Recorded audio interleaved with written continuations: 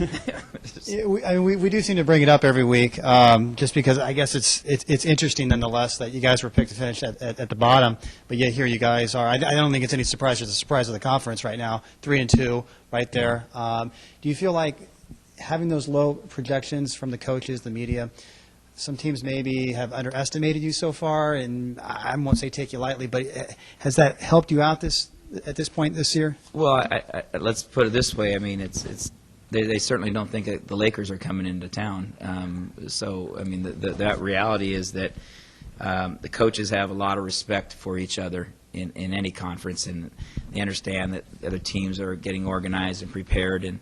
And so if somebody's not prepared for Cal Poly and is overlooking us, well, that's to our advantage. That we'll jump on that and take advantage of that. But I think that we do want to give our guys credit that they're basically bringing an energy and enthusiasm and an organization and a game plan together that's competitive every night in the Big West so far. We've had 5 games, and every game has been to a single digit with single digits. You know, with 7 minutes ago, it's a 5-point game, or 2 points, or 2 minutes ago.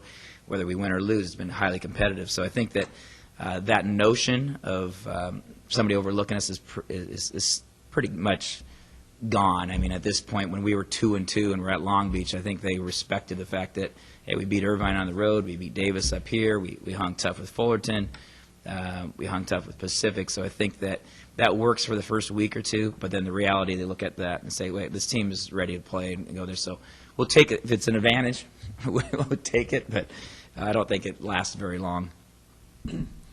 Speaking of an advantage, the thing that jumped out at that Long Beach game was rebounding. I mean, did everyone grow a foot before that game? And it was complete and utter dominance, probably unlike you may have ever seen. What was the key to such dominance on? Well, we shifted a few things game plan wise. We had been pressing quite a bit and extending our pressure away from the hoop, and we're trying to slow teams down a little bit. And we felt like the second night, and against a team that was very long and athletic, that we wanted to get all 5 guys inside the key, all 5 guys to retreat, all 5 guys to be inside the 3-point line, and really have a, so to speak, the notion was to save our energy for rebounding loose balls. If you look at the stats, the other side, I think they only had 5 or 6 turnovers for the night. We only had maybe 2 or 3 steals.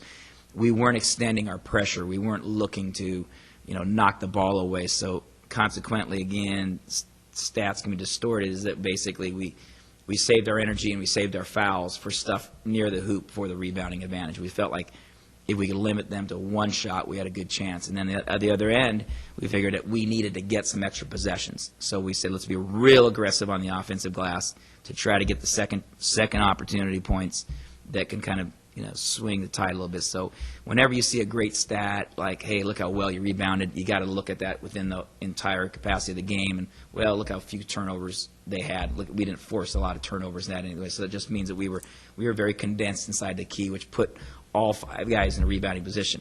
Most important stat in that rebounding, we had great help from the bench, but I think our guards are starting to understand what we want. And Keeler, Oddister, Brown picking up the 15 to 18-foot rebound, which is 95% of all rebounds. The stats study was that come below the rim.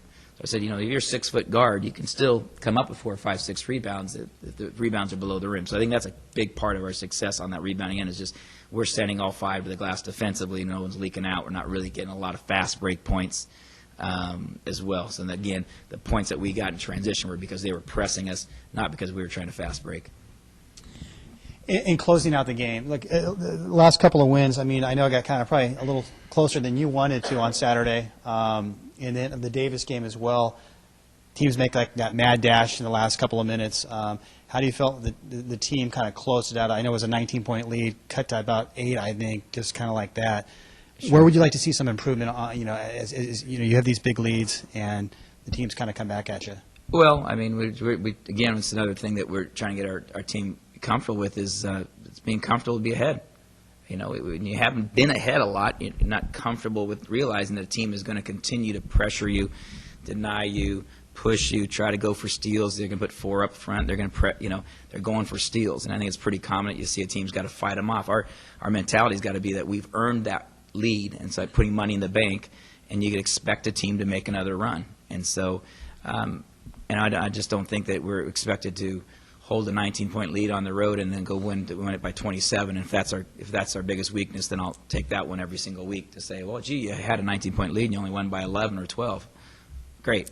That I think that we can continue to improve down the stretch, but those stages of improvement also happen at the 8-minute mark and the 12-minute mark. They just get magnified at the end of the game because teams have that much more pressure on them to do something, and therefore the amount of aggressiveness, and they're going for the steals, and officials may or may not make a call down the stretch. So I think it's just getting, it's the position we want to be in, which is learning how to win, home or away, learning to play with a 19-point lead or a 5-point lead or a last-second shot.